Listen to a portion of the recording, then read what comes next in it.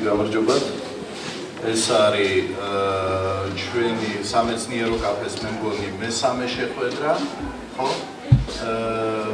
მე იმედი მაქვს, რომ ეს გახშირდება, იმიტომ ჩვენ გვექნება რამოდენიმე რუბრიკა, ჩვენ ვაპირებთ შემოღებას საჟურნალო კლუბის, სადაც ვიმსჯელებთ საერთაშორისო სამეცნიერო მიღწევებზე, ჩვენ გვექნება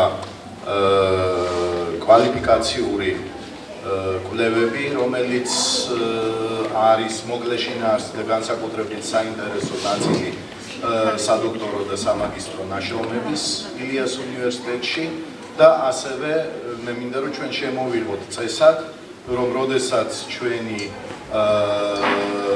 ესე იგი მეცნიერების ან სტუდენტების მიერ გამოდის სამეცნიერო ნაშრომი საერთაშორისოდ ჩვენ მოვაწყოთ ყოველ ესეთ გამოსვლაზე ახალი შეხვედრა.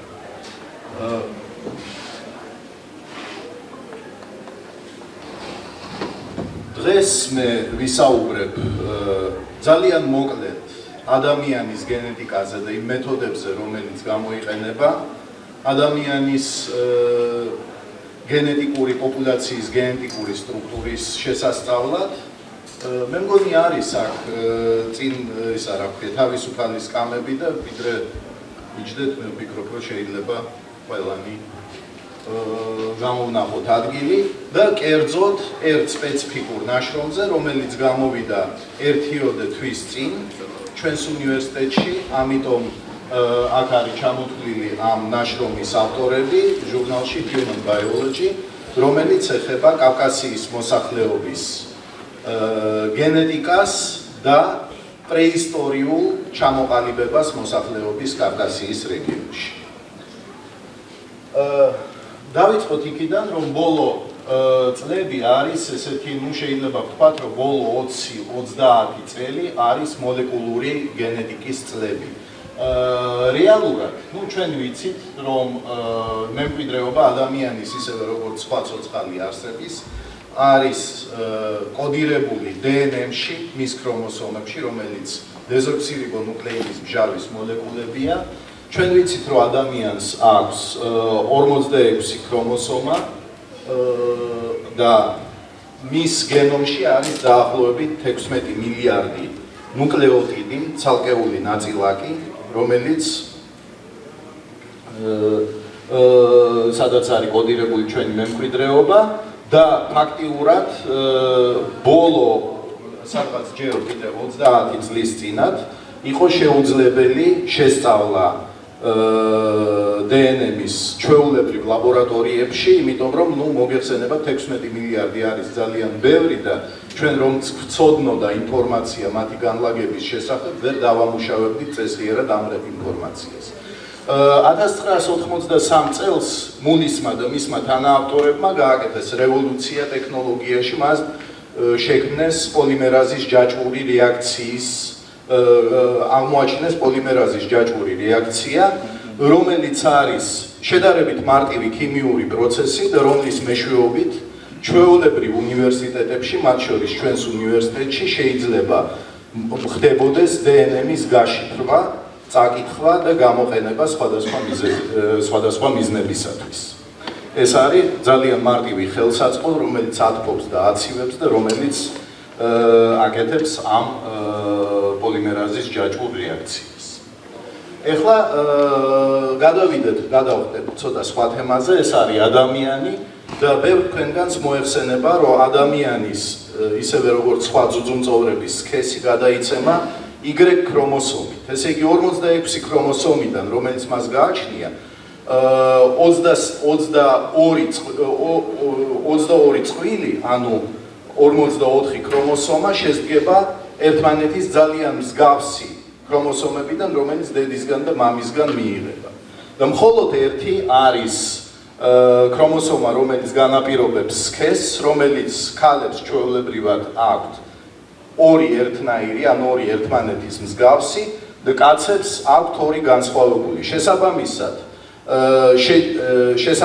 შეწყვილების დროს შესაძლებელია თანაბარი ალბათობით მოხდეს XX-ის და XY-ის გენოტიპის ჩამოყალიბება და ჩამოყალიბდეს შესაბამისად მამაკაცი ან ქალი. ეს საინტერესო არის ჩვენთვის იმ თვალსაზრისით, რომ Y ქრომოსომა გადაიცემა თუ თქვა სხვა ქრომოსომები კომბინირდება დედისა და მამის, ესე იგი სხვა ქრომოსომებში კომბინირდება დედისა და მამის გენომები, Y ქრომოსომა ფაქტიურად უცვლელად გადაიცემა მამისგან ვაჟიშვილს, ესე იგი მამა გადასცემს მას უცვლელად ვაჟიშვილს. და შესაბამისად ქალებს და კაცებს აქვს განსხვავებული ეფექტური რიცხოვნობა, მაგრამ ჩვენ შეგვიძლია წარმოვიდგინოთ ცალ-ცალკე სქემა ადამიანის გავრცელებისა მამის ხაზით, ესე იგი მამაკაცების გავრცელების და ქალების გავრცელების. ზოგადად ადამიანის თანამედროვე ადამიანის გავრცელება ევრაზიაში არის ძალიან ესეთი მარტივი სქემა, რომელსაც თქვენ ხედავთ ამ რუკაზე. სადღაც 120,000 წლის წინათ ჯერ კიდევ ჩვენი უშუალო წინაპრები ცხოვრობდნენ აფრიკაში. ეს არ ნიშნავს, რომ ევროპაში ან აზიაში არ იყო ადამიანი, აქ იყო ადამიანებთან ერთ-ერთი ფორმა, ეგრეთ წოდებული ნეანდერტალელი, რომელიც როგორც ჩვენ ვიცით დღეს გარკვეული მონაწილეობა მიიღო ჩვენს მემკვიდრეობითობაში, მაგრამ ძირითადად ჩვენი გენები, ჩვენი წარმოშობა მოდის იმ ადამიანებისგან, რომლებიც 120,000 წლის წინ აფრიკიდან შემოვიდნენ. ეს ნეანდერტალელი ნაწილობრივ გაანადგურეს და ნაწილობრივ ასიმილაცია მოხდა მასთან, ესე იგი შერევა და დაასახლდნენ ევროპაში, აზიაში, ავსტრალიაში და ამერიკაში.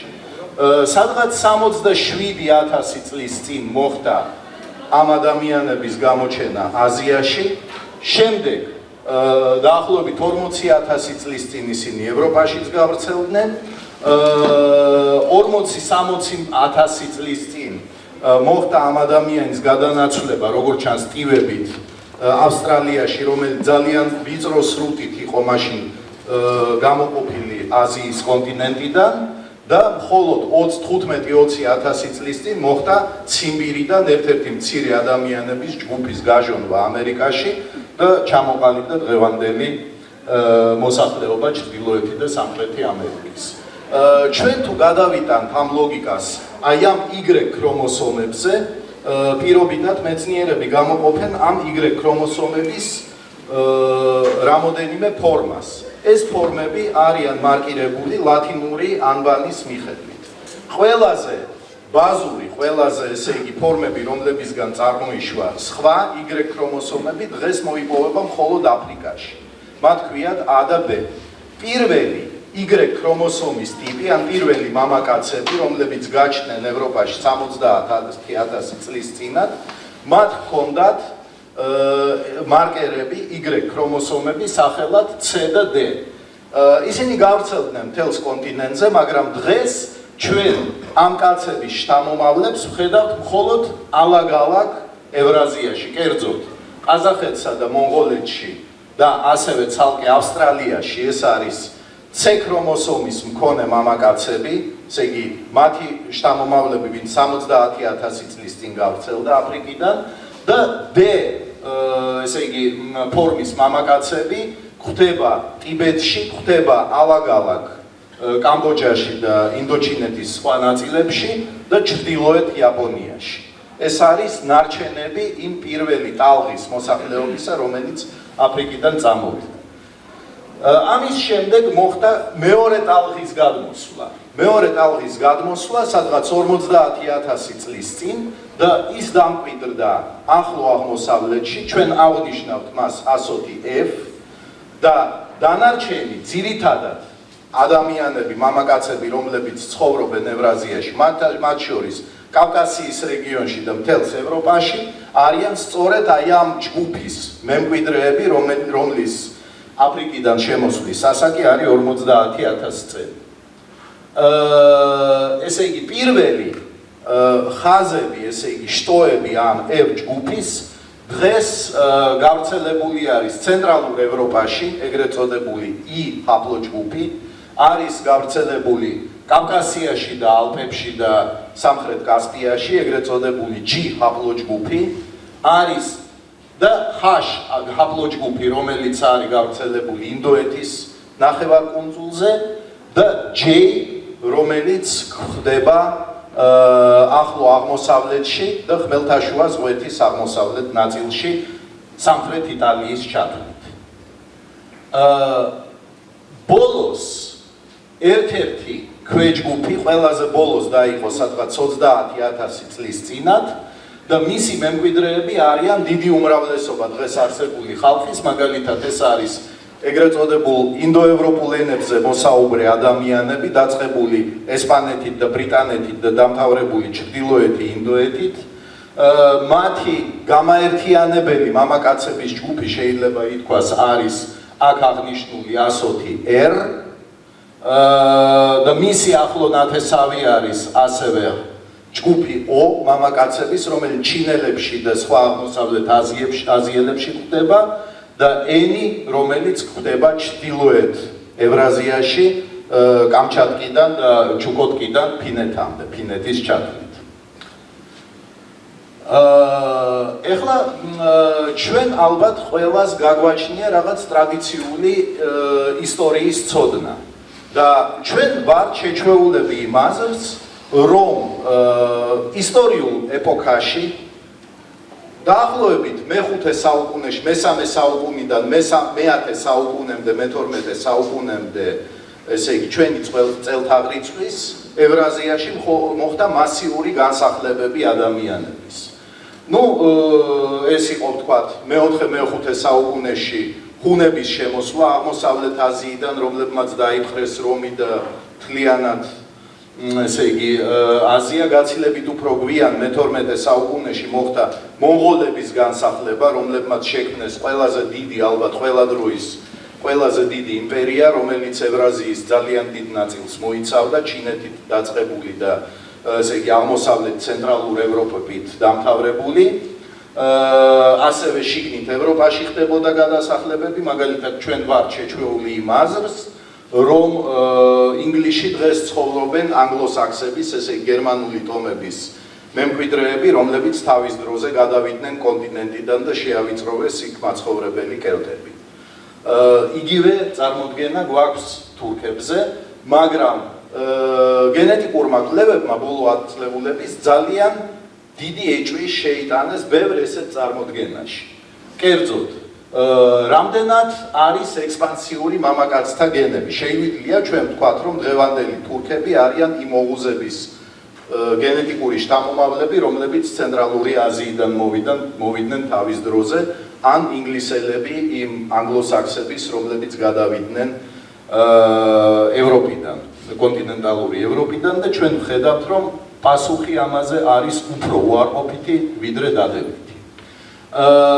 რეალურად ჩვენ რომ შევაჯამოთ მრავალი კვლევა, რომელიც გაკეთდა ბოლო ათწლეულის განმავლობაში განსაკუთრებით Y ქრომოსომის, ადამიანის Y ქრომოსომის განაწილებაზე, გვეუბნება, რომ რეალურად, ესე იგი, მოსახლეობა თურქეთის, ინგლისის, ცენტრალური აზიის ან ცენტრალური ევროპის, რომელიც ცხოვრობს იქ, არის გენეტიკურად დაკავშირებული, როგორც წესი, ან მისი დიდი უმრავლესობა არის გენეტიკურად დაკავშირებული იმ ხალხთან, რომელიც იქ ცხოვრობდა ჯერ აი ამ დიდ გადასახლება შემოსევებამდე.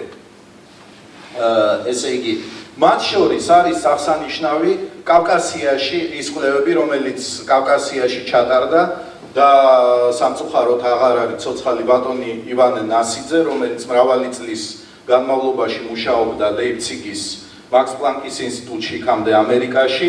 მას აქვს გამოკვლეული მაგალითად კავკასიის გარკვეული ეთნიკური ჯგუფების წარმომავლობა მამრობითი და აქვს ნაჩვენები, რომ ცენტრალური კავკასიის მოსახლეობას სიტყვაზე ქართველებს, ოსებს ან ადიღურ ენაზე მოლაპარაკე ადამიანებს აქვს ძალიან მსგავსი გენეტიკური წარმომავლობა, რომელიც არ გვაძლევს უფლებას ვთქვათ, რომ სიტყვაზე ადამიანები, რომლებიც ინდოევროპულ ოსურ ენაზე ლაპარაკობენ, ისინი არიან შთამომავლები ვთქვათ სვიტების ან ალანების, რომლებიც შემოვიდნენ იქიდან. იგივე ეხება თურქებს. ძირითადად თურქეთის მოსახლეობა, ანატოლიის მოსახლეობა მემკვიდრეობს იქ არსებული უძველესი მოსახლეობიდან, ხათებიდან, ესე იგი კაპადოკიელებიდან, ასევე ბერძნებიდან, ქართველებიდან, სომხებიდან და ესე იგი სხვა ხალხებისაგან, რომლებიც იქ ცხოვრობდნენ, იქამდე სანამ თურქეთი როგორც ერი ჩამოყალიბდებოდა. ძალიან საინტერესო 2014 წელს გამოსული ადამიანის შერევის ისტორიის ატლასი, რომელიც ეყრდნობა მრავალ ეთნიკურ ჯგუფებში, ესე იგი მთელი გენომების ანალიზს, გვიჩვენებს თუ როგორ ხდებოდა რამოდენიმე სხვადასხვა ხალხებში ისტორიული შერევა.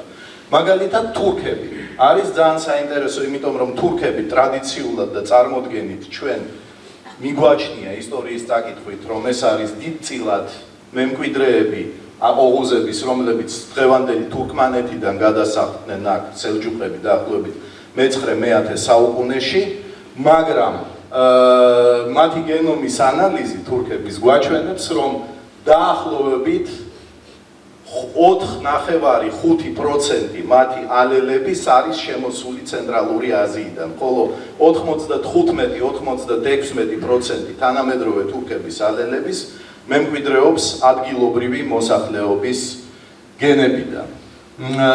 არის ქართველებიც არის სხვათა შორის აქ ამ სქემაში მოცემული, მაგრამ აქ არის ძალიან საინტერესო მომენტი, რომელსაც მე გავჩერდები უკვე, როდესაც ჩვენ კვლევაზე ვისაუბრებთ. ეხლა კავკასია, რა ხდება აქ სხვა მეცნიერების კვლევის შედეგების მიხედვით. თქვენ ხედავთ, ეს არის რეკომბინანტული გენების პროფილები ზედა ხაზში და თქვენ ხედავთ ცენტრში, ეს არის კავკასიელები, სომხები, ქართველები, აფხაზები, ადიღები, ოსები, ჩეჩნები და ასე შემდეგ და ისინი არიან საკმაოდ ახლოს ერთმანეთთან და განსხვავებული ხალხებისგან, რომლებიც ცხოვრობენ სხვაგან, ყველაზე უფრო განსხვავება აქვთ ჩრდილოეთი კავკასიის თურქულენოვან ხალხებს, ნოღაებს და კუმიკებს. და ქვედა სქემაზეც ჩანს, რომ კავკასიის მოსახლეობა წარმოადგენს ერთ გენეტიკურ კლასტერს, რომელიც სადღაც შუაში არის მდებარე ერთი მხრივ ცენტრალური აზიის და ახლო აღმოსავლეთის და მეორე მხრივ ევროპის შორის. ესე იგი, მათი გენეტიკური პროფილი საკმაოდ კარგად ასახავს მათ გეოგრაფიულ მდებარეობას. და რა ხაპლოჯგუფები ხდება, აი ჩვენ უკვე ვილაპარაკეთ ხაპლოჯგუფები კავკასიის რეგიონში. პირველ რიგში ეს არის ხაპლოჯგუფი G, რომელიც არის ერთ-ერთი ყველაზე ადრე გამოყოფილი საერთო F შტოდან, ესე იგი იმ ადამიანებისგან, რომლებიც 50,000 წლის წინ დამკვიდრდნენ ახლო აღმოსავლეთში, ერთ-ერთი ყველაზე ძველი გამოყოფილი. შემდეგი არის ესეთი ხაპლოჯგუფი J, რომელიც როგორც ჩანს ჩამოყალიბდა სადღაც ანატოლიაში, ან იქ სადაც მოხდა პირველად სასოფლო მეურნეობის კულტურების განვითარება და ასევე, ცოტათი უფრო დაბალი სიხშირით არის ხაპლოჯგუფი R, რომელიც ინდოევროპელებს ახასიათებს და რომელიც ძალიან ფართოდ არის გავრცელებული ატლანტის ოკეანიდან ინდოეთამდე. ეს არის სამი კვლევა, სამი ძირითადი ავტორი, რომელიც ბატონი ვანო ნასიძე, ასევე დღეს რუსეთში მუშაობს ბალანოვსკის და იუნუსბაევის ჯგუფები და ისინი რეგულარულად აქვეყნებენ მათ შორის Y ქრომოსომის განაწილებაზე, მათ შორის კავკასიის რეგიონზე და პრინციპში მათი შედეგები ამ მხრივ არ არის დიდად განსხვავებული ერთმანეთისგან.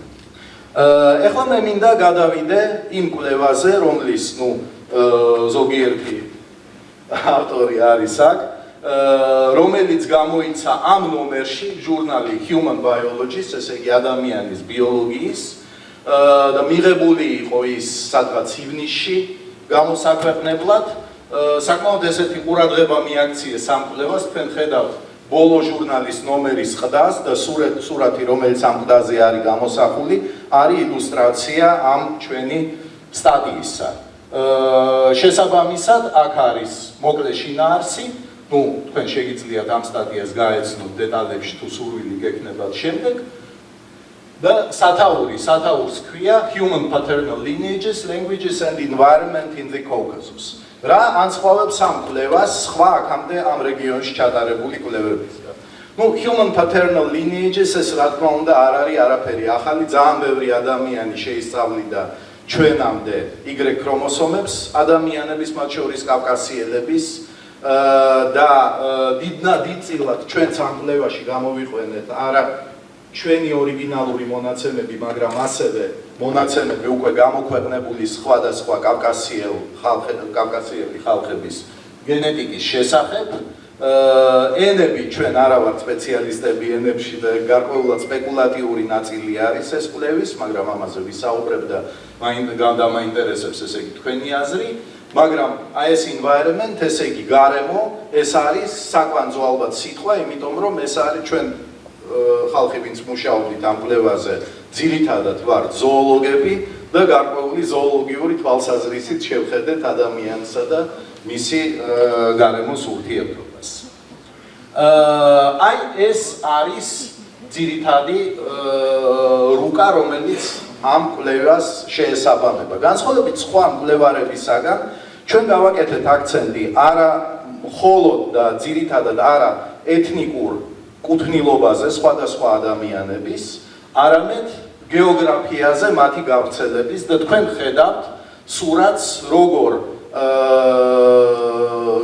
ნაწილდება სხვადასხვა ტიპის Y ქრომოსომები კავკასიის რეგიონში. ესე იგი, პირველი ჩვენი ვარაუდი იყო, რომ ქართველებში, რომლებიც ჩვენ გამოვიკვლიეთ გენეტიკურად, განსხვავებები შეიძლება არსებობდეს მათი ისტორიული, ესე იგი, ესეთ სუბეთნიკურ კუთვნილობის მიხედვით, არა? ჩვენ ველოდით, რომ იქნება გარკვეული ალბათ გენეტიკური განსხვავება, სპეციფიკა, თქვა, სვანების, ან მეგრელების, ან ხევსურების და ასე შემდეგ. ჩვენმა კვლევამ ეს შეხედულება გადაგვახედინა და საბოლოო ჯამში ჩვენ გამოვყავით უფრო ვიწრო რეგიონები და დავალაგეთ, ესე იგი, ეს შედეგები მცირე რეგიონებსა, ძირითადად რაიონების მიხედვით და არა ისტორიულ ეთნიკური ტერიტორიების მიხედვით. და აი თქვენ ხედავთ, აქ არის ჰაპლოგრუპი G, რომელზეც არის ლაპარაკი და თქვენ ხედავთ სად კონცენტრირდება ეს ჰაპლოჯგუფი. ეს არის ძირითადად დასავლეთი კავკასიონი, თუმცა დასავლეთი მცირე კავკასიის ნაწილიც გარკვეულად და მიყვება მისი გავრცელება, დიდი სიხშირის ამ G-ს გავრცელებას აღმოსავლეთამდე მთის ტყის ზოლის გასწვრივ. აი ეს ნაცრისფერი ფერი, ის სვეტები, სადაც დიდი წილი არის ნაცრისფერის, ეს არის წილი შესაბამისად G ჰაპლოჯგუფის მოსახლეობაში. მეორე ჰაპლოჯგუფი არის ჰაპლოჯგუფი J2. მწვანედ არის ის აღნიშნული. და საინტერესო არის, აქ არის დიდ კავკასიონზე, ჩრდილოეთზე, ეს პრინციპში ჩვენ ვიცოდით, არის მნიშვნელოვანი წყვეტა ამ ორ ჰაპლოჯგუფის განაწილებაში, დაახლოებით ოსეთის საზღვარზე, ოსეთის და ინგუშეთის საზღვარზე გადის ძალიან მნიშვნელოვანი ცვლილება, ესე იგი აქეთკენ არის 70% ადამიანების, რომლებიც G ჰაპლოჯგუფს ატარებს, ხოლო აღმოსავლეთით არის 70-80% მოსახლეობის, რომელიც არის J ჰაპლოჯგუფის, ესე იგი მართლაც მოდიან განსხვავებული მამის ხაზიდან, მაგრამ ეს წყვეტა, ესე იგი ასევე მიდის სამხრეთისკენ და საქართველოსაც ყოფს გარკვეულწილად, მაგრამ ამასთან ერთად ეს J ჰაპლოჯგუფი არის ხშირი დასავლეთ კავკასიაშიც მათ შორის, კერძოდ კოლხეთის დაბლობში და ალაზნის ველზე. ესე იგი, იქ სადაც არ არის მაღალმთა და სადაც არის პირობები ხელსაყრელი სასოფლო მეურნეობისათვის. მესამე ესეთი ხშირი ჰაპლოჯგუფი არის წითლად ნაჩვენები, ეს არის ჰაპლოჯგუფი R, ეს ინდოევროპული ჰაპლოჯგუფი არ არის სრულიად მოულოდნელი, რომ ის ყველაზე ხშირად ხდება სომხებში, რომლებიც ლაპარაკობენ ერთ-ერთ ინდოევროპულ ენაზე, მაგრამ კიდევ უფრო ხშირად ვიდრე სომხებში ეს ხდება ქართველებში, რომლებიც ცხოვრობენ სამხრეთ საქართველოს ტერიტორიაზე. ესე იგი, ზოგადად ქართველებში ეს ერი არის 12-13%, ხოლო ჯავახეთში და ქვემო ქართლში ეს პროცენტი იწევა 30-50%. შესაბამისად, რა იყო ყველაზე მოულოდნელი ამაში? ეს იყო ასოცირება ერთი ჰაპლოჯგუფის, კერძოდ ჰაპლოჯგუფი G-ს გარკვეულ ლანდშაფტთან, ანუ ტენიან მთის ტყის ლანდშაფტთან, რომელიც ხდება ძირითადად დიდი კავკასიონის გასწვრივ შავი ზღვიდან ლაგოდეხამდე და მცირე კავკასიონით შავი ზღვიდან დაახლოებით ბორჯომის ხეობამდე. აი, თქვენ ხედავთ ამ სურათზე ტყეების განაწილებას კავკასიის რეგიონში, ეს არის მწვანე არე, ხო? ამ მწვანე არეს ჩრდილოეთით ეს არის უკვე რუსეთის სტეპები, გრასლანდები, ეს არის ვულკანური მაღალმთიანეთის, სამხრეთ საქართველოს, სომხეთის და აღმოსავლეთ თურქეთის ტბავანამდე და ეს არის ესე იგი ამიერკავკასიური დეპრესია ეგრეთ წოდებული, რომელსაც კვეთს მართალია ლიხის ქედი, მაგრამ ეს ქედი არ არის ძალიან მაღალი და რომელიც მოდის შავი ზღვიდან კასპიის ზღვამდე. და რას ხედავთ? G ეს არის ის რეგიონები, სადაც G ჰაპლოჯგუფის პროპორცია აღემატება 50%-ს, ნახევარზე მეტი მოსახლეობა ატარებს მას.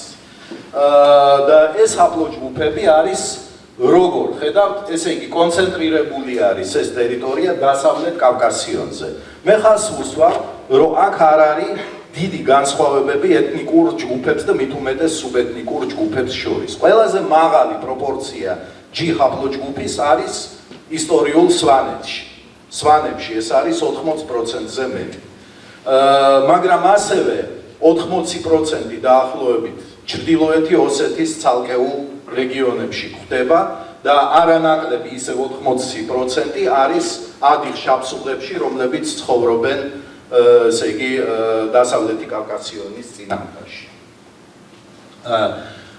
ცოტათი უფრო დაბალი სიხშირე, ესე იგი სადღაც 30-დან პროცენტიდან და ზემოთ ხდება ასევე აჭარის ტყიან მთებში, მთიან აჭარაში, ხდება კახეთის შიდა კახეთში, ესე იგი ტყიან ნაწილში კახეთის და ხდება მაზენდერანის და გილანის პროვინციებში ირანში, ესე იგი კასპიის, სამხრეთ კასპიის მთიანეთში, რომელიც ასევე ტენიანი მთის ტყით არის დაფარული. და დანარჩენ ტერიტორიაზე გარდა ესე იგი აღმოსავლეთ ევროპული სტეპისა, G ასევე ხდება, საკმაოდ ხშირი არის, მაგრამ მისი ესე იგი პროპორცია არის 20% ან ნაკლები. ეხლა მეორე J ჰაპლოჯგუფი პირიქით შეხედეთ ყველაზე მაღალი 80%, 50%-ზე მეტი J არის კონცენტრირებული აღმოსავლეთ კავკასიონზე, იქ სადაც არის შედარებით მშრალი მთის ლანდშაფტი. შემდეგი ასევე საკმაოდ ხშირი J არის რეგიონებში, რომელიც ხელსაყრელი არის ინტენსიური აგრიკულტურისთვის, ესე იგი კოლხეთის დაბლობში და აღმოსავლეთ კავკასიაში.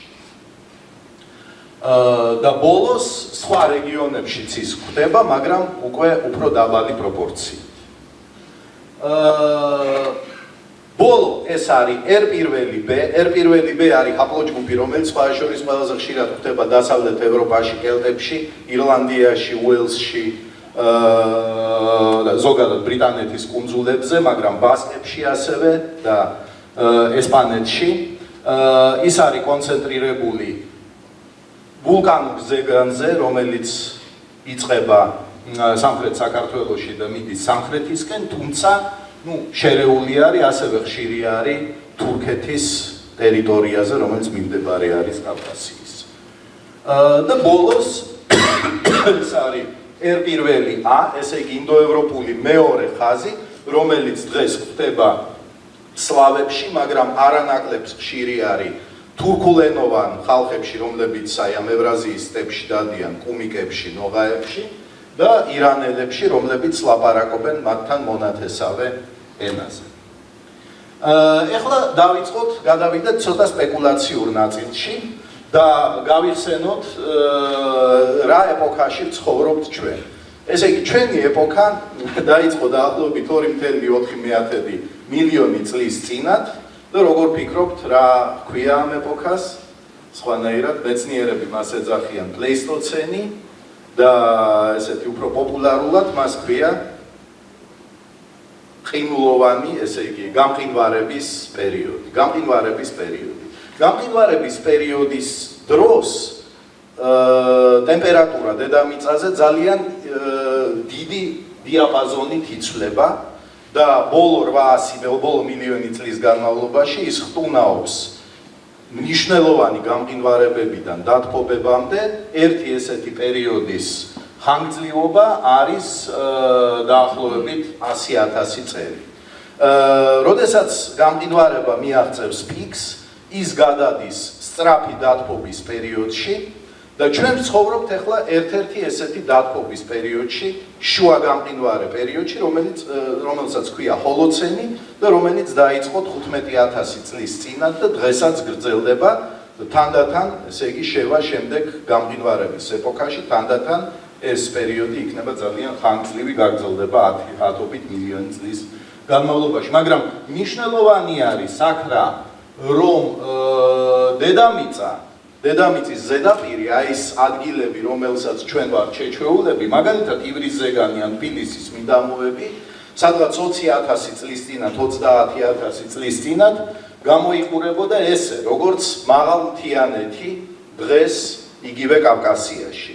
აქ ციოდა, ხოლო მაღალმთიანეთი იყო ადამიანისთვის ფაქტიურად გაუვალი, იმიტომ რომ ის იყო დაფარული ყინულითა და თოვლით. და აი ეს გამყინვარების ეპოქა და გამყინვარების ლანდშაფტი მნიშვნელოვნად ზღუდავდა ადამიანის გავრცელებას, გეოგრაფიულ გავრცელებას რეგიონიდან რეგიონში.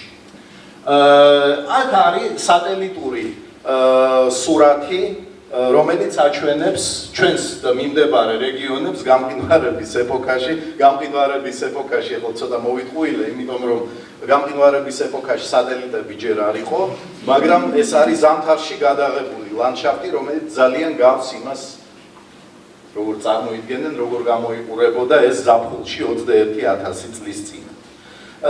და თქვენ ხედავთ, ესე იგი, რამოდენიმე რეგიონს. თქვენ ხედავთ, რომ არის ესეთი ცენტრალურ ანატოლიაში და ზაგროსის მთებში ირანში მიდის ესეთი თოვლიანი, ყინულოვანი სივრცე, არა? მის სამხრეთით, ტბავანის სამხრეთით არის განლაგებული დიდი უდაბნო, ხო, რომელიც დღესაც უდაბნო არის, რომელიც ერაყში იწყება და მერე არაბეთის ნახევარკუნძულზე მიდის. მაგრამ მათ შორის არის შედარებით ვიწრო ზოლი, ნახევარმთვარის ფორმის ზოლი, რომელიც ზამთარშიც და გამყინვარების დროსაც იყო ხელსაყრელი ადამიანის ცხოვრებისთვის, პირველყოფილი ადამიანის ცხოვრებისთვის. მეორე, თქვენ ხედავთ კოლხეთს, რომელიც არის ძალიან კარგად დაცული და ამიერკავკასიურ დეპრესიას ძალიან კარგად დაცული გამყინვარებიდან და რომელიც ხდება სადღაც შუალედში დიდი კავკასიონის მთებსა და აი ამ უზარმაზარ ვულკანურ ცივ პლატოს შორის. აქაც შეეძლოთ ადამიანებს ცხოვრება, მაგრამ და რეალურად სად ცხოვრობდნენ მაშინ ადამიანები. ესე იგი, ალბათ იმ ადგილას, სადაც არ იყო ძალიან დიდი ძალიან არციოდა და სადაც არ იყო ჭარბის სიმშრალე. მაგრამ ასევე საცხოვრობდნენ ისინი, ალბათ აქაც. ესე იგი, იმ ადგილას, სადაც ასევე უფრო მცირე ტერიტორია, მაგრამ ასევე ადამიანის პირველყოფილი მონადირე და შემგროვებელი ადამიანისთვის იყო ნორმალური კარგი საცხოვრებელი. და ამის გარდა სად? ალბათ რეგიონის გარეთაც, კერძოდ ევროპაში, ევროპა არის ამ შემთხვევაში ყველაზე ახლო ადამიანის ცხოვრებისთვის ვარგისიანი რეგიონი. და ჩვენ შეგვიძლია, რომ გავავლოთ გარკვეული ხაზი, გარკვეული ასოცირება ამ ჰაპლოჯგუფებს შორის, რომელზეც ჩვენ ვლაპარაკობთ და ამ რეგიონებს შორის და რატო. ესე იგი, მე მინდა ორი სიტყვა, ესე იგი, ესეთ ვთქვა, ელემენტარულ ევოლუციურ ბიოლოგიის ელემენტებზე. ერთ-ერთი ესეთი ელემენტი არის ის, რომ გენეტიკური განსხვავება ორ ჯგუფს შორის ვითარდება მაშინ, როდესაც მათ შორის არის იზოლაცია. პირველ რიგში სივრცობრივი იზოლაცია, იმიტომ რომ სივრცე ძალიან კარგად ყოფს თქვა კუნძულზე და კონტინენტზე მცხოვრებ ერთი და იგივე სახეობის წარმომადგენლებს. მიმდინარეობს თითოეულ ესეთ პოპულაციაში პროცესი, რომელსაც ქვია გენების დრეიფი, რომელიც მაინც და მაინც შეიძლება არ იწვევდეს რაღაც მნიშვნელოვან განსხვავებებს ორგანიზმის ორგანიზაციაში, ორგანიზმის თვისებებში, მაგრამ რომელიც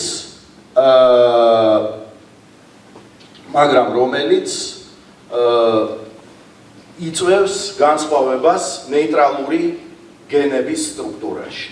და დროის განმავლობაში ესეთი ნეიტრალური გენები გროვდება. ჩვენ ვიცით დღეს, რომ ჰაპლოჯგუფები G, AS, J და R, რომლებიც დღეს ყველანი კავკასიის რეგიონში გვხვდება, მოდიან რაღაც მათი წინაპრებისაგან და მათი წინაპრებს შორის განსხვავება არსებობს და ითვლის 40-დან 50,000 წლამდე. ეს არის ძალიან დიდი პერიოდი, გაცილებით უფრო დიდი, ვიდრე განსხვავება, თქვათ, რაღაც გარკვეულ ეთნიკურ ჯგუფებს შორის. ერთადერთი ახსნა, რომელიც შეგვიძლია ჩვენ ვიპოვოთ აი ამ მოუპოვოთ ამ ძველ განსხვავებას, არის სივრცობრივი იზოლაცია ევრაზიის სხვადასხვა ნაწილებში გამყინვარების პირობებში.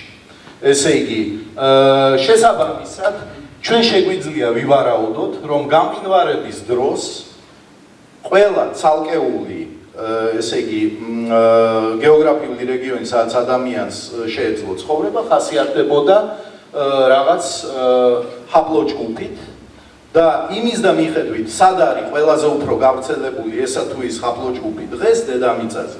ჩვენ შეგვიძლია ვთქვათ, რომ და მიღებული არის, რომ ძალიან დიდი ალბათობით J ჰაპლოჯგუფი გამოიყო და ვითარდებოდა სწორედ აი ამ ახლო აღმოსავლეთის ნაწილში, სადაც 10-9-1000 წლის წინ დაიწყო პირველი მიწათმოქმედება. ამავე დროს ჰაპლოჯგუფი G, რომელიც ძალიან ხშირი არის დიდ კავკასიონზე, განსაკუთრებით მის დასავლეთ ნაწილში, შესაძლოა გადარჩენილიყო კავკასიის მთებში, რომელიც იზოლირებული იყო, ესე იგი ტერიტორია თვითონ ამ ორ რეგიონს შორის არ არის დიდი, მაგრამ ადამიანის გადანაცვლება გამყინვარების პირობებში არის ძალიან გართულებული. და სადღაც რეგიონის გარეთ ყალიბდება ჰაპლოჯგუფი R, რომელიც შემოდის აქ უკვე გვიანდელ პრეისტორიულ ეპოქაში. ესე იგი, ჩვენ შეგვიძლია ვივარაუდოთ, რა პროცესები განვითარდა იმის მერე, რაც ეს გამყინვარება შეწყდა და ადამიანმა დაიწყო უფრო მარტივი გადაადგილება. ესე იგი, პირველი ეს არის გადანაცვლება ადამიანის სამხრეთიდან ჩრდილოეთით და პირველ რიგში დაკავება ამიერკავკასიური დეპრესიის იმ ნაწილის, რომელიც არ იყო იმ დროისთვის ათვისებული ადგილობრივი მონადირეების მიერ. მოგვიანებით, ესე იგი, სადღაც ნეოლითის ბოლოს, ადრეულ ბრინჯაოს ხანაში, უკვე შეიარაღებული მეტალით ინდოევროპელები შემოდიან დასავლეთიდან და სახლდებიან იმ ადგილას, სადაც არის ყველაზე მეტი, ასე ვთქვათ, ადგილი აი ამ ვულკანურ პლატოზე. ძალიან საინტერესო არის, რომ ეს, ესე იგი, გენეტიკური მონაცემები, ამ გენეტიკურ მონაცემებს ენახვებათ მოულოდნელი პარალელი ლინგვისტიკაში. 2013 წელს გამოიცა ერთ საინტერესო ფაგების და სხვების ესე იგი ინგლისელების სტატია, რომელზეც შეიძლება თქვენ ყური მოგიკრავთ, იმიტომ რომ ის იყო საკმაოდ პოპულარიზირებული საქართველოს მედია სივრცეში. ამ სტატიის მიხედვით თუ გახსოვთ, რომ იქ იყო ლაპარაკი ქართველურ ენებზე და ეს ქართველური ენები არისო ერთ-ერთი ყველაზე მიახლოვებული ჯგუფი დრავიდული ენების, რომელზეც ლაპარაკობენ დღეს სამხრეთ ინდოეთში. ხო?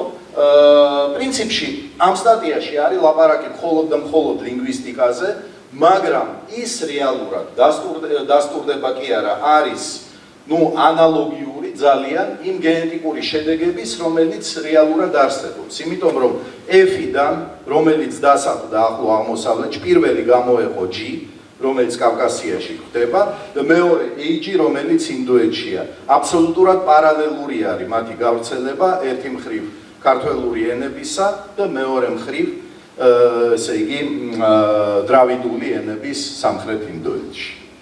და აქედან გამომდინარე ჩვენ მივეცით ჩვენ თავს ხო ეს არის 20 თუ გახსოვთ ეს ადამიანი ესე იგი ეს არის მუმია რომლის ასაკი არის დაახლოებით 7000 წელი და რომელიც ნახეს ალპების მთებში რომელიც მოკლული იყო რა თქმა უნდა მისი გენომი შეისწავლეს უცებ და ის აღმოჩნდა ესე იგი აი ამ G-Y ჰაპლოჯგუფის მატარებელი რომელიც კავკასიაში გვხვდება ყველაზე ხშირად და მართლაც ესე იგი პოსტგამყინვარების ეპოქაში თუ მიწადმოქმედები გავრცელდნენ ესე იგი სამხრეთიდან კავკასიაში თვითონ აქ ადგილობრივი მონადირეები როგორ მიხვდნენ მთებს და დღესაც ყველაზე მაღალი პროპორცია G-ს კავკასიის გარეთ არის ტყის მთის რეგიონებში სხვაგან კერძოდ ალპებში სადაც არის მოსახლეობის სადღაც 15%-მდე ამ ჰაპლოჯგუფის მატარებელი და იგივე მაზენდერანში, ესე იგი ჩრდილოეთ ირანში, სადაც ასევე არის ეს ტყიანი მთები.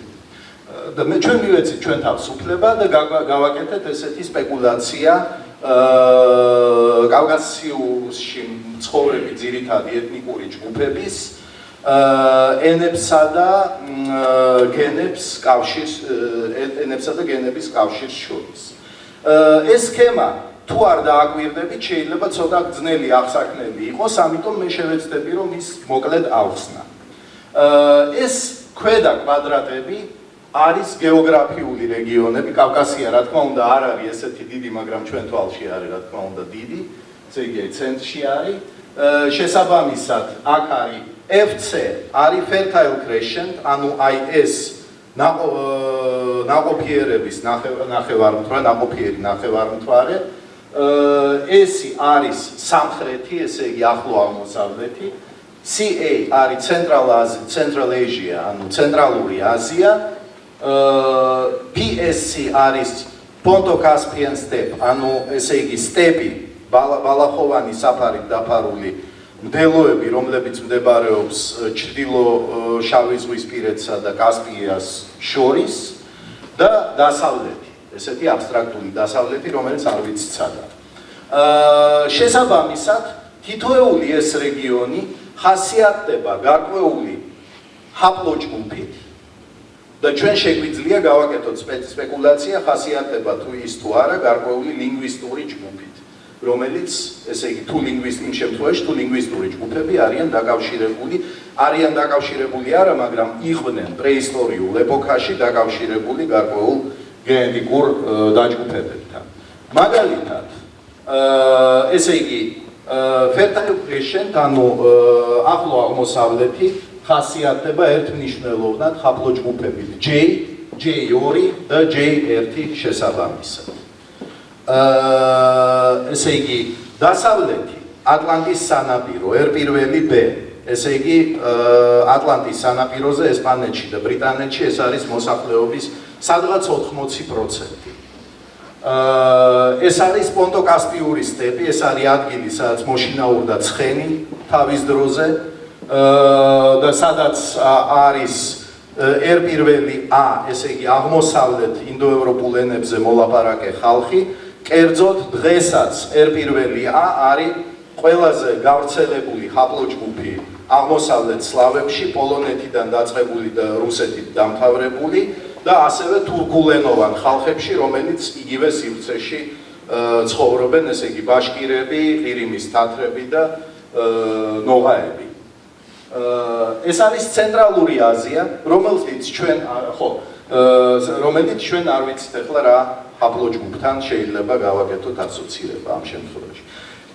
და ეს არის კავკასია, რომელიც გამორიცხვის მეთოდით ხასიათდება ჯგუფით G2, ესე იგი ხასიათდება რას ნიშნავს? ეს აქ არის ლაპარაკი გამყინვარების დროინდელ რეფუგიუმებზე და იმაზე დიდი ალბათობით სად შეიძლება ყოფილიყო თითოეული ამ ჰაპლოჯგუფის გავრცელება გამყინვარებისას. ხაზს.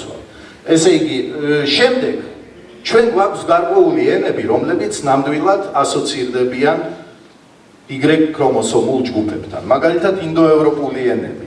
აღმოსავლეთ ინდოევროპული და დასავლეთ ინდოევროპული შესაბამისად R1B არის დასავლეთ ინდოევროპული ენების მარკერი, კარგი და დღეს კავკასიაში ყველაზე ხშირი არის ეს ჯგუფი სომხებში დაახლოებით 30%-მდე მოსახლეობის და რაც არ არის მოულოდნელი, იმიტომ რომ ესე იგი ეს არის ინდოევროპულ ენაზე მოლაპარაკე მოსახლეობა. ესე იგი არის შესაბამისად კვლევები ლინგვისტური, რომლებიც ამბობენ, რომ დღევანდელი აღმოსავლეთ კავკასიური ენები, კერძოდ ნახური ენები და დაღესტნური ენები სტრუქტურულად და სიტყვებითაც ახლო კავშირში არიან მკვდარ ურარტულ ენასთან, შესაძლოა სხვა ენებთან, რომლებზეც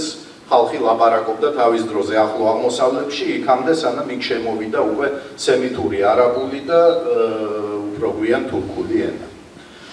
და შესაბამისად არის თურქული ენა, რომელიც ერთმნიშვნელოვნად შემოვიდა ცენტრალური აზიიდან და ალთაის რეგიონიდან. და აქ შიგნით, ესე იგი, შუაში ამ კავკასიურ სივრცეში არის ეთნიკური ჯგუფები, სხვადასხვა და ამ ეთნიკური ჯგუფების, ესე იგი, წარმოშობაზე, ან წარმოშობის რაღაც გარკვეულ ნაწილზე ჩვენ შეგვიძლია ვილაპარაკოთ.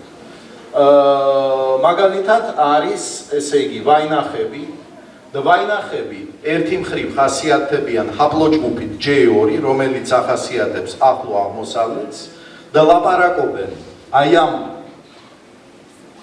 ჰურო-ურარტული ენების ჯგუფის ერთ-ერთ ენაზე, ან რამოდენიმე ენაზე, რომელიც ასევე წამოვიდა ნაყოფიერი ნამგლის ტერიტორიიდან.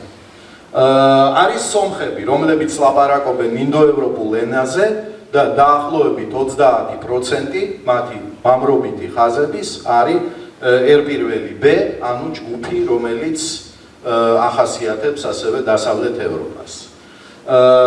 არის ქართველები, რომლებიც ლაპარაკობენ G2-ზე და ლაპარაკობენ ქართველურ ენებზე. ადიღურ ენებს რაც შეეხება, ეს არის ყველაზე ალბათ ესეთი რთული სიტუაცია, იმიტომ რომ არის გარკვეული შრომები, რომლებიც მათაც აკავშირებენ ახლო აღმოსავლეთთან, თუმცა ეს არ არის იმდენად, როგორც ნახე ყოველ შემთხვევაში პუბლიკაცია ამ შრომების არ არის იმდენად სერიოზული, როგორც თქვათ აღმოსავლეთ კავკასიურ ენებს რაც ეხება.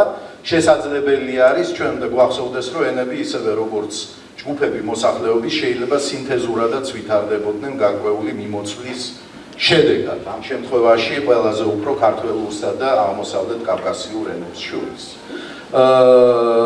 ან პირიქით ეგეც არ არის გამორიცხული. და ბოლოს არის ენები, რომლებსაც ლაპარაკობენ კავკასიაში, მაგალითად თურქული ენები, ან მაგალითად აღმოსავლეთ ირანული ენა, ოსური, არა, რომელიც ერთმნიშვნელოვნად უკავშირდება ენებს, რომლებზეც ლაპარაკობდნენ ჩრდილო კავკასიის სტეპში, ან ცენტრალური აზიის სტეპში, მაგრამ რომელთაც არ აქვთ შესაბამისი გენეტიკური მარკერი. ესე იგი, ძალიან ის დრო, როდესაც ეს ენები გაჩნდნენ და გავრცელდნენ კავკასიაში, როგორც ჩანს, არ იყო ასოცირებული რაღაც უკვე მნიშვნელოვანი ადამიანის ჯგუფების შემოსვლასთან.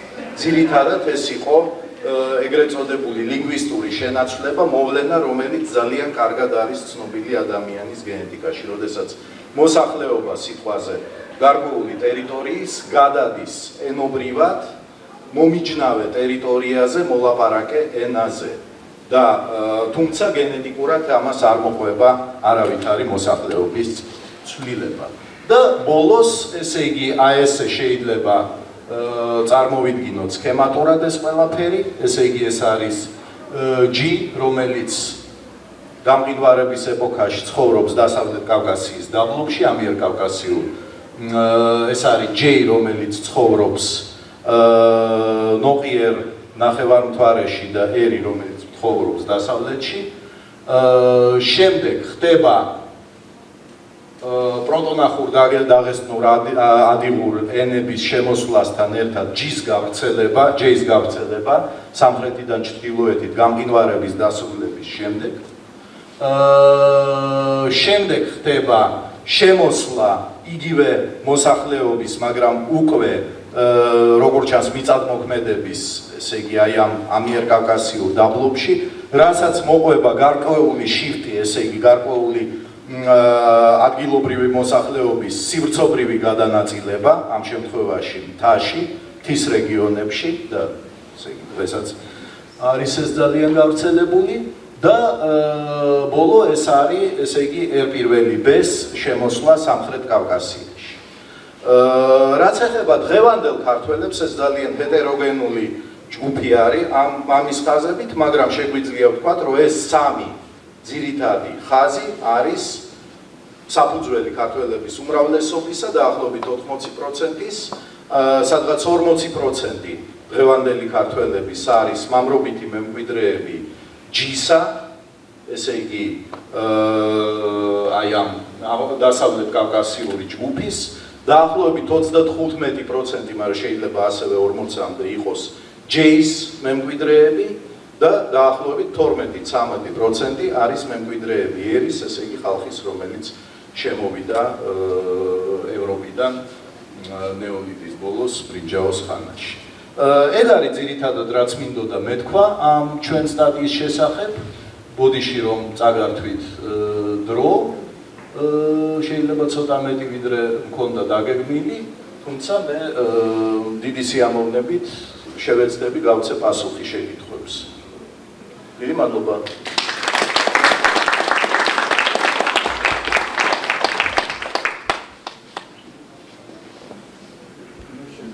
რა თქმა უნდა, ალბანელები რაღაცა აზერბაიჯანის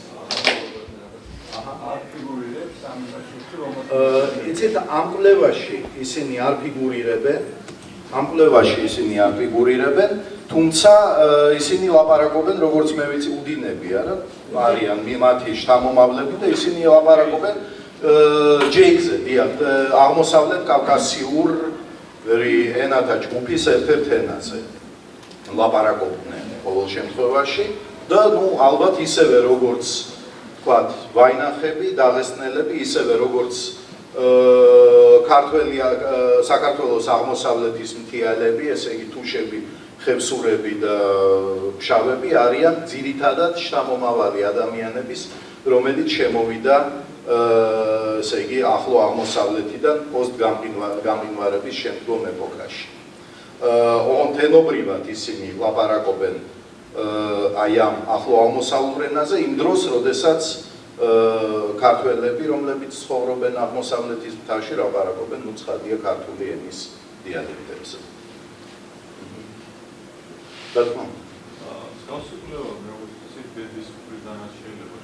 რა თქმა უნდა, შეიძლება, თუმცა ამას აქვს ერთი სირთულე, არა მინუსი, არამედ სირთულე, ესე იგი ცნობილი არის რომ ადამიანის პოპულაციებში ქალი არის გაცილებით წარმოიდგინეთ უფრო მობილური ვიდრე კაცი, თუმცა შეიძლება საპირისპირო წარმოიდგინოთ. ესე იგი, ადამიანი როგორც წესია ცხოვრობს იმ სოფელში, თუ არ მოხდა სადღაც დიდ მაშინ რა ქვია, მიგრაციაში, სადაც ის დაიბადა, იმ დროს, როდესაც ქალები თქვათ თხოვდებიან მეზობელ სოფლებში და ასე შემდეგ.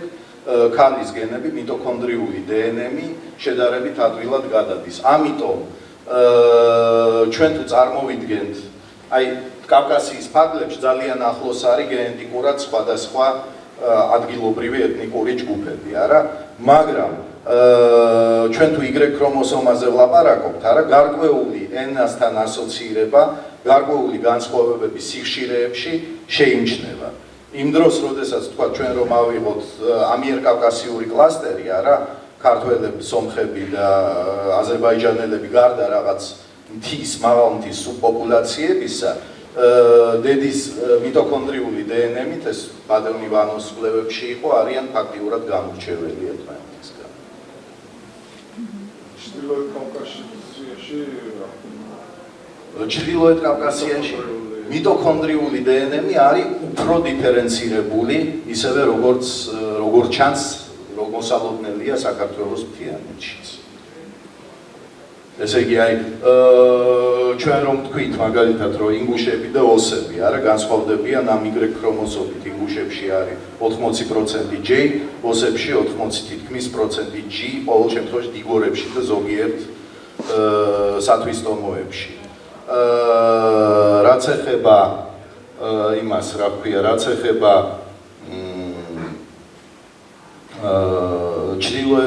საქართველოს ესეთივე განსხვავება სვანებში არის დაახლოებით 80% J ქრომოსომის, იმ დროს როდესაც თუშებში არის დაახლოებით 90% JC. ხო, სამეგრელოზე ისევ, ესე იგი, წარმოიდგინეთ, რომ არის ალაზნის ველი და კოლხეთის დაბლობი. გენეტიკურად ეს ორი რეგიონი არის ერთმანეთისგან გამორჩეული. არის ერთი და იგივე ფაქტიურად. ეს არის დიდი წილი J ჰაპლოჯგუფის, ეს არის დიდი წილი J ჰაპლოჯგუფის, ეს არის გარკვეული წილი GC და R-ის, ესე იგი G სადღაც მეორე ადგილზე, R მესამე ადგილზე, მაგრამ არ არის იმდენად მაღალი, რა თქმა უნდა, J-ის პროპორცია, როგორც ხევსურეთში ან თუშეთში, მაგრამ ასევე ეს პროპორცია აღწევს 40 და ზოგჯერ 40-ზე მეტ პროცენტს.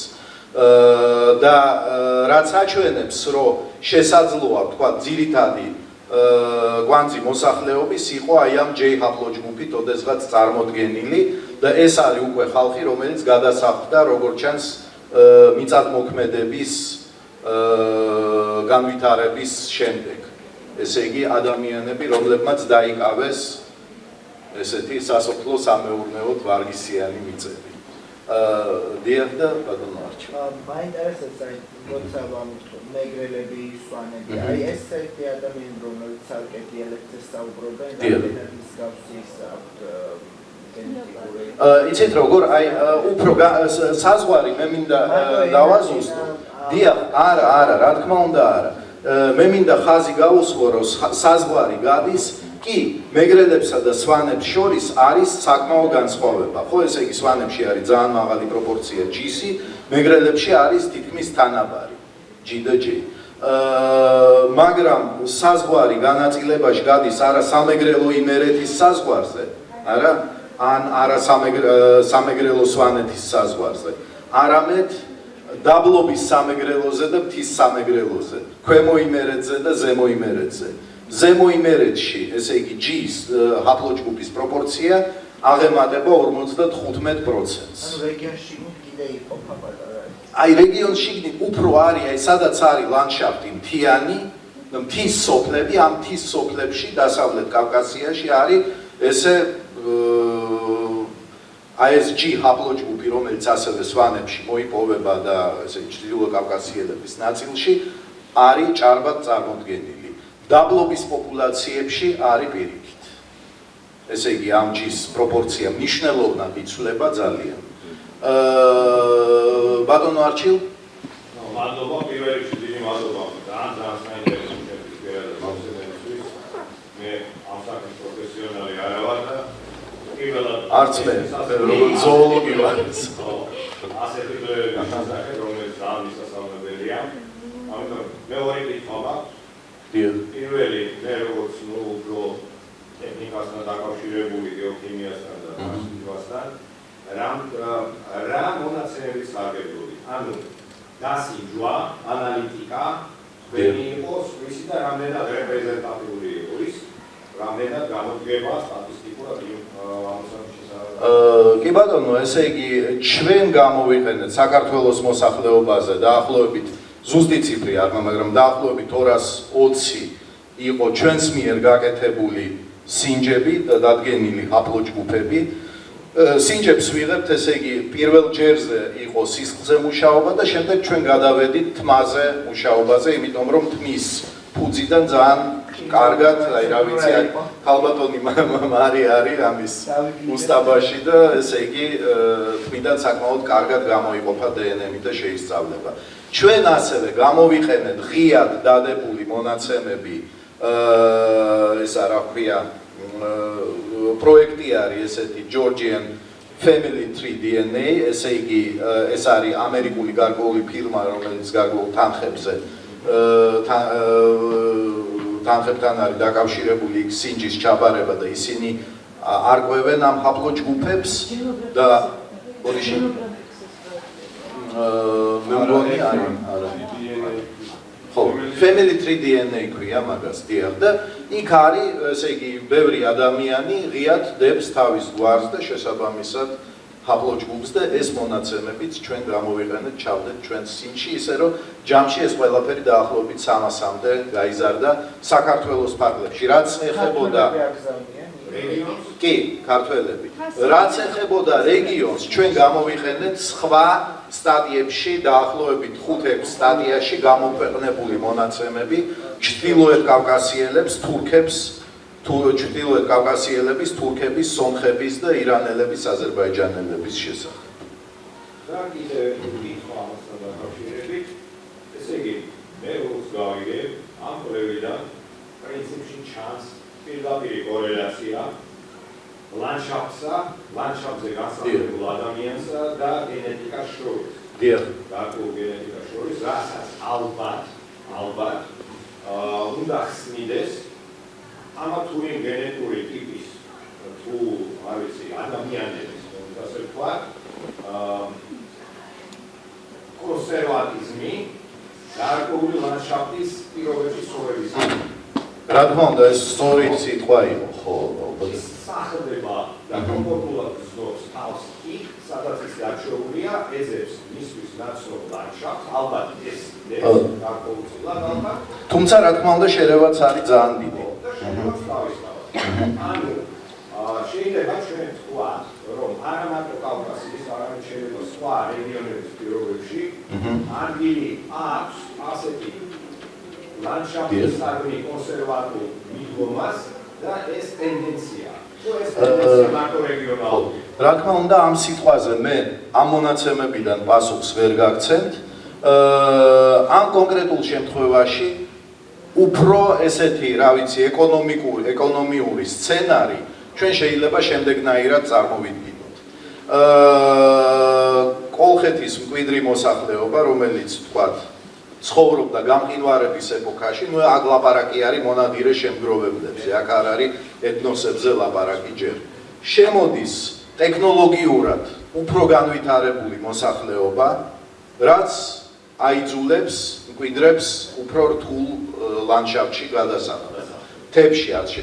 შემდეგ ხდება მათ მიერ ათვისება უკვე ტექნოლოგიების, რომელიც შემოვიდა და ამ ათვისებას მოყვება უკვე შერევა და მაგრამ გარკვეული კონსერვატიზმი რა თქმა უნდა არის. ესე იგი, კაცები, როგორც ჩანს პირველ რიგში კაცები ძალიან უხასიათოდ გადაინაცვლებიან იმ მთიდან და იმ სოფლიდან, სადაც მათი წინაპრები მამულებს ვერ დოვებენ.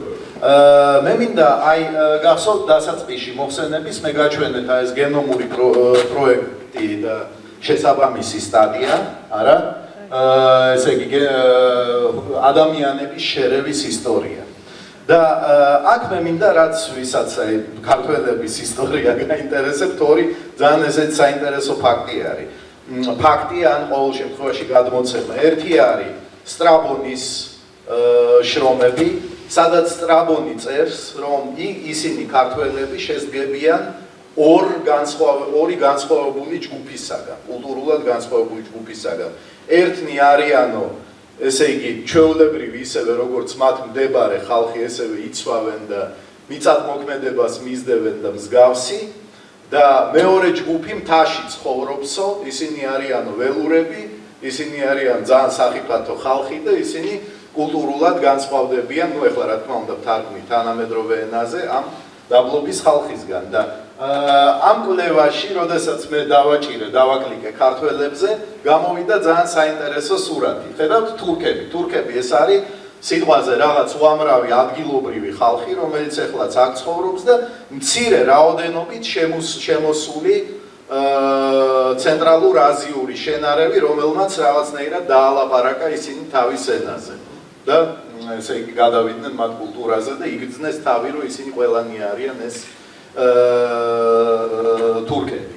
რაც ეხება ქართველებს და თარიღდება თან ეს შერევის დრო არის დაახლოებით მე-9 საუკუნე, როდესაც მართლაც სელჯუყები შემოვიდნენ ახლო აღმოსავლეთ. რაც ეხება ქართველებს, ისინი შედგებიან ორი ჯგუფისაგან, აი ესეთი ლურჯი და წითელი, ერთ ჯგუფს იქ წერია, ქვია ჭალებში Turkish like, ესე იგი თურქების მსგავსი, ან ახლო აღმოსავლელების მსგავსი, მეორეს ქვია Adigeen like.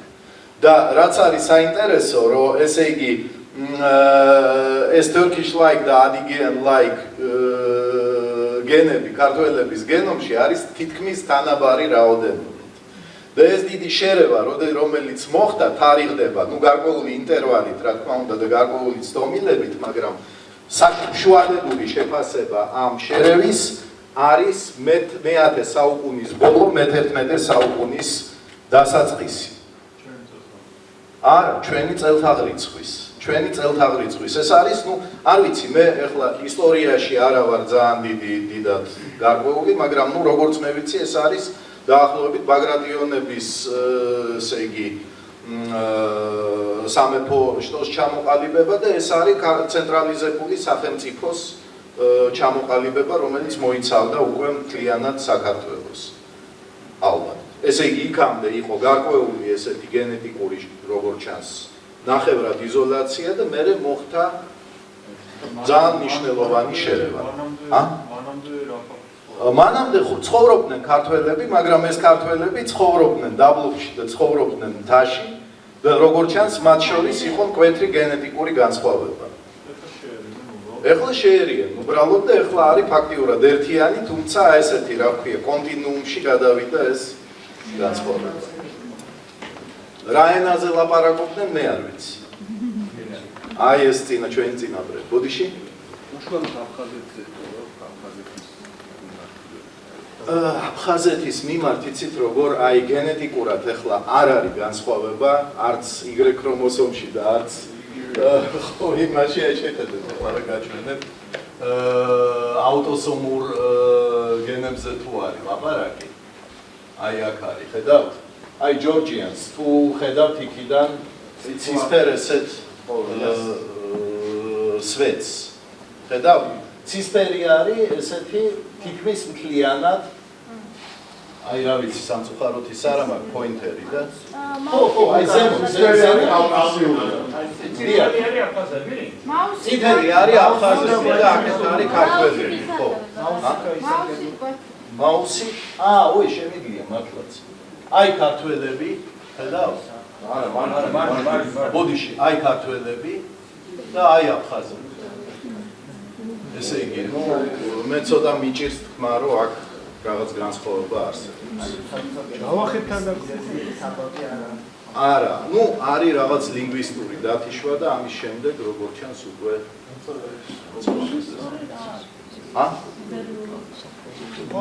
არა, ისინი სხვა ენაზე ლაპარაკობენ, ცხადია. ხო, კი ბატონო, მაგრამ საქმე რაშია, რა არის ყველაზე საინტერესო, რომ თქვენ რომ აფხაზებს დაანებოთ თავი და გადახვიდეთ ადიღებზე და ჩრდილოეთ ოსებზე, ხედავთ შემდეგი ორი. აქ გარკვეული განსხვავება, მაგრამ აქაც არის ძალიან დიდი სიახლოვე გენეტიკური. ხო, მათ მეტი აქვს ევროპულისა, მეტი და ცოტა აზიური. იცით როგორ ძალიან რთული არის ესე რომ თქვათ ერთ მნიშვნელოვნად თქვათ. ეს არის ავტოსომური დიახ, ეს არის ავტოსომური პროფილები, სტრუქტურის დიახ. ბერძნებსა და დასავლეთ საქართველოს გავრცელებული შავიზღვისპირეთში ცხოვრობ ქართველებთან დაკავშირებით რა გენეტიკური კავშირია?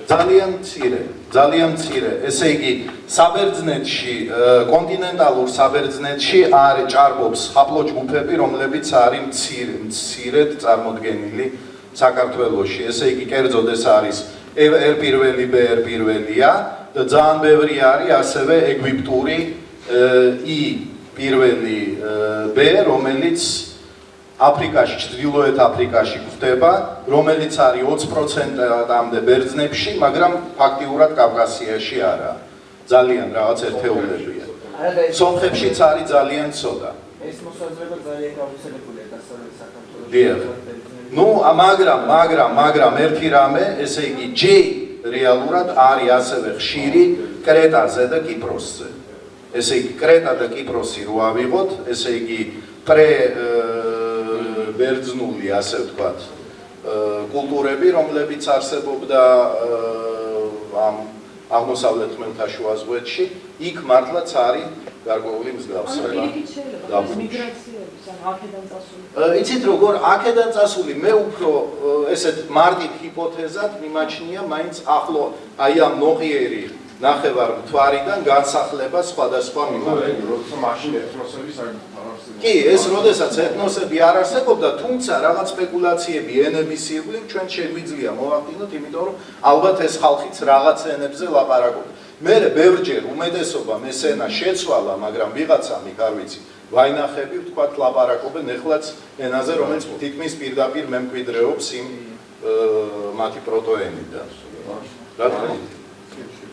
აჰა, დიახ, ბატონო. მესევიდან გამომწვევ. არის 22 წვლიდან რო ამეღო, რომელიღაც ეგენი ერთი და ეგ. ისინი უნივერსალური იქნება, მსგავსები ყველა ხალხში. ეს არის, აი ეს არის. კი, ბატონო გია. აი ზევით ხედავთ ეს პროფაილები. ეს არის აი სწორედ ამ 22 გენზე და ზოგადად არის და არ არის მაგრამ.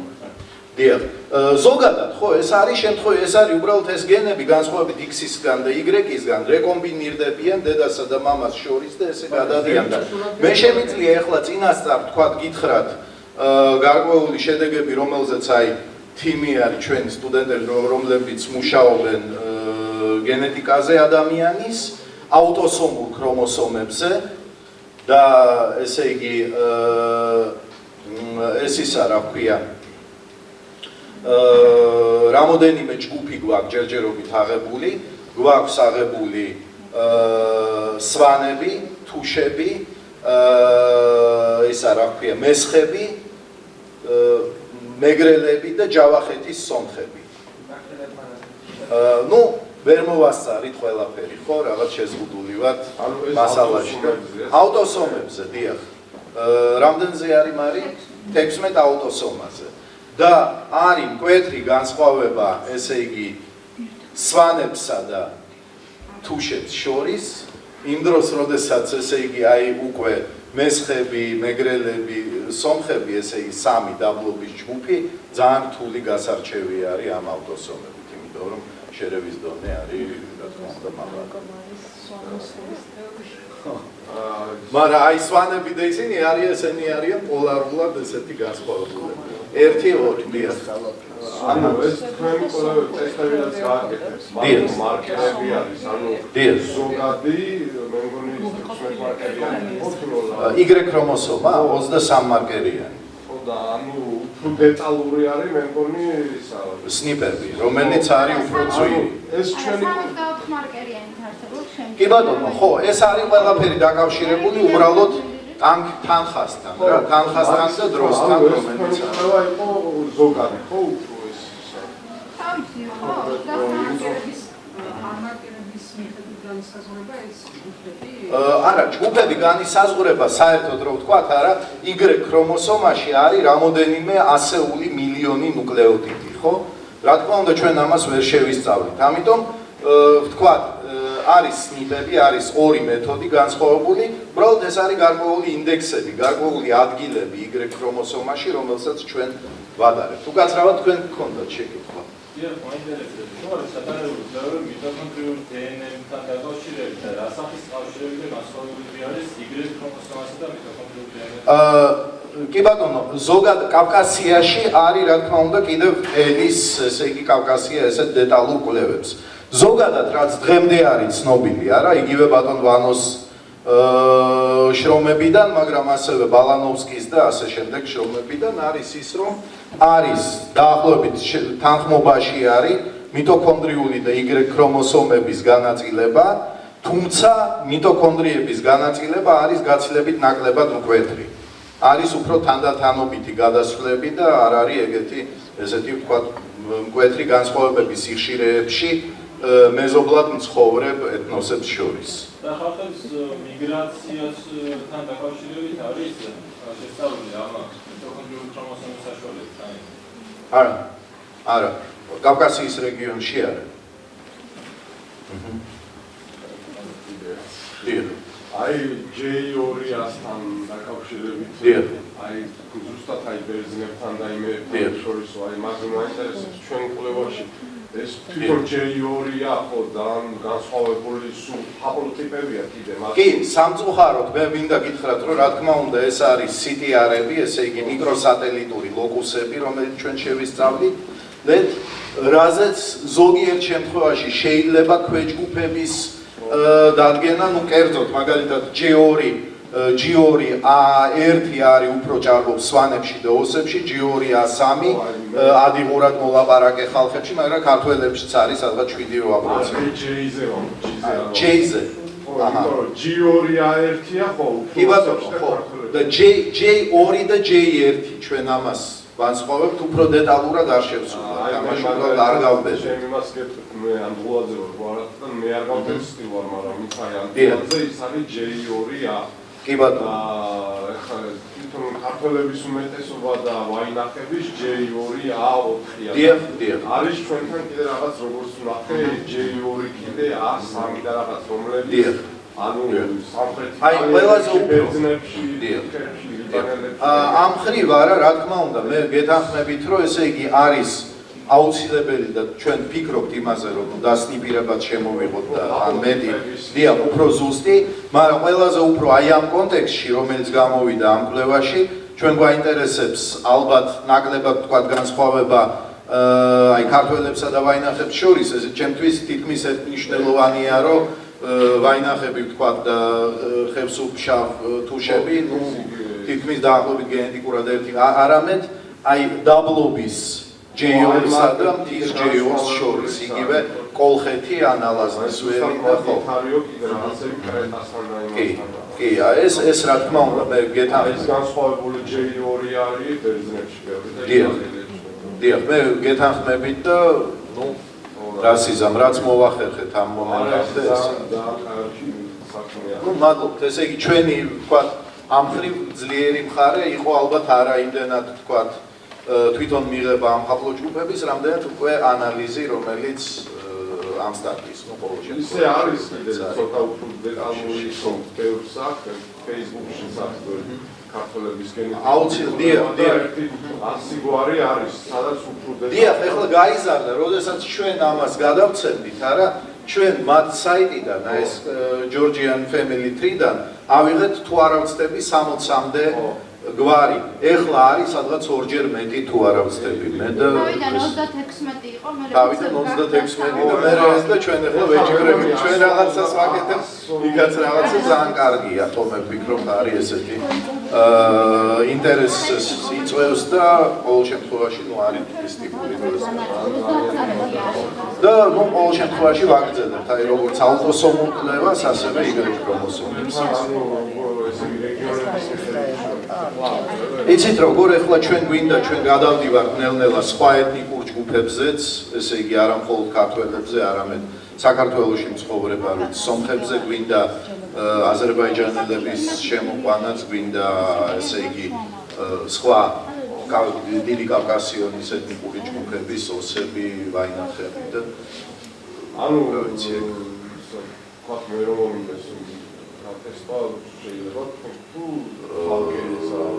ეს ქალბატონი არის ამის ოპერაციებში ხო? ესე იგი მაგასთან დაკავშირებით ჩვენ მქონდა ესეთი იმის გამო რომ ჩვენ არაკომერციულ ვაკეთებთ ამას, ანუ ეს უფასოა ჩვენთან არავინ აფხოს არ იცის და ჩვენ შეზღუდული ვართ რეაქციებში ამ შემთხვევაში ჩვენ ვარჩევდით მიზნობრივად ადამიანებს, აი ისეთ ადამიანებს რომლებიც სვანები იყვნენ და მისი დიდი შთამო იცოდა რომ დიდი ხნის განმავლობაში იყო სვანები. ან იყვნენ მეგრელები და უშუალოდ წინაპრების ის რო იცის. ანუ არა ყველას ტესტავდით, იმიტომ რომ მაშინ გამოვიდოდა რომ ამას ჩვენ უფასოდ ვერ გავაკეთებდით ხო? ამიტომ ჩვენი ინტერესი სულ სხვა არის, არ არის გვარების ისტორიის დადგენა, ან გვარების ხაპლოტიპების დადგენა, ან ადამიანების ინფორმირება, რომ მოდით ესე ვთქვათ, ეს არის დამოკიდებული ჩვენ პროექტებზე რა. ძალიან ამიტომ ჩვენ ყველას ვეტესტავთ, მაგრამ არა, ძენგი პიროდ არაზე, არა, უბრალოდ ჩვენ ხალხს როგორ პოულობთ მაშინ ვარჩევდით ანკეტებში. მაგალითად ჩვენ გავტესტეთ ჩვენი სტუდენტების დიდი რაოდენობა. ვიცოდით იმათი პირადი ნომერი, მე მივწერეთ იმეილები, რომ ის ანგულაძე მე მგონი თქვენთანაა. ანგულაძე ჩვენთან არის. შეიძლება, კი, არ არის გამოიწვეული. ხო, პირველი როგორი იყო, არა პირველ ეტაპზე ჩვენ ყველა ფაქტიურად ყველასგან ავიღეთ. ხო, ყველასგან ავიღეთ სინჯები გავტესტეთ. შემდეგ ჩვენ რაღაცა იმ ქიმიკატებში ცოტა დავიწყეთ უფრო მიზანმიმართული, ერთგვარ უკვე სვანებში ვისვა, ესე იგი აქ სვანები მართალი გითხრათ ავიღეთ აი გარდაბნის რეგიონში, მაგრამ ყველა სააქით ფესვები სვანეთში, მესხეთში მესხები ავიღეთ აი კათოლიკური სოფლები, უდე და მსგავსი და თბოგში ცალკე. მერე არის ჯავახეთის სომხები არის ძალიან საინტერესო ჯგუფი, იმიტომ რომ ისინი შემოვიდნენ სადღაც 1800-იანების დასაწყისში, პასკევიჩმა შემოიყვანა ტბა ვანის ვანიდან, რომელიც ფაქტიურად ცენტრი არის ნაყოფიერი ნახევარმთვარის. და ესე იგი მათში უნდა იყოს საკმაოდ დიდი პროცენტი იქაური ძველი მოსახლეობის. თუშეთში ექსპედიციაში ვიყავდა. ხო, საშა. აჰა. ჯერ არ მოგვისწრია. ესე კი გვინდა.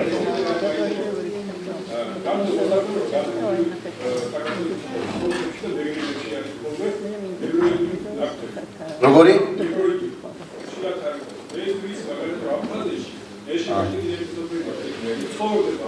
ხო. მაგრამ გენეტიკურად ჩვენ ეს არ შეგვიმჩნევია.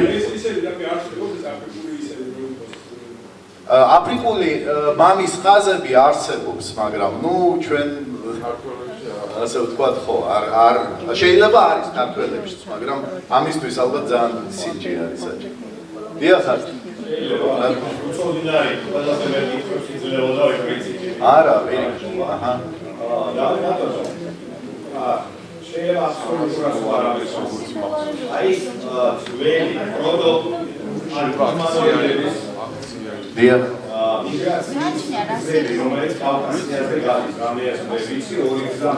აი ზეზვადა მზია და ის დროინდება. გენეტიკური რა თქმა უნდა არავით არის. რა თქმა უნდა არავით არის. ესე იგი დღეს როგორც არის ეს უკვე რა თქმა უნდა ჩვენ კვლევასთან არაფერ კავშირშია, მაგრამ ნეანდერტალელები ითვლებოდა რომ ნეანდერტალელების წინაპრები შემოვიდნენ ევროპაში დაახლოებით 400,000 წლის წინათ. ჰაიდელბერგის ადამიანი ითვლებოდა დიდი ხანი რომ თანამედროვე ადამიანის წინაპრებმა გაანადგურეს ისინი, თუმცა ადამიანის გენომის და ნეანდერტალელის გენომის შესწავლამ დაადასტურა რომ ყოველ ჩვენთაგანში არის დაახლოებით 5% ნეანდერტალელის გენები. მაგრამ რაც ეხება ესე იგი Homo habilis და Homo erectus, რაც არის ეს ზეზვადამზია 1.800,000 წლის წინანდელი, მათი წინაპრები ისინი აღარ არსებობენ. ესე იგი, მათი ნათესავები ჩვენ ვართ შთამომავლები მათი ნათესავების, რომლებიც იმ დროს იყვნენ აფრიკაში. ესე შეგვიძლია. რომ ვინც ცხოვრობდა ის თავის გენებს მაინც ხოვებდა, ამ შემთხვევაში ძველ ანუ პალეოლითურ სიტუაციაში არ მუშაობს. ალბათობის ამბავია, ესე იგი, როგორც ჩანს, ნუ ის მერე ძალიან დაშორებულია თანამედროვე ადამიანისგან თავის მორფოლოგიურად და ყველანაირად ეს არის სხვა სახეობაა, ხო? რომელიც ალბათ შეუთავსებელი არის. კი. არა, რა თქმა უნდა, ისინი ჩვენ წინაპრებთან არ არიან.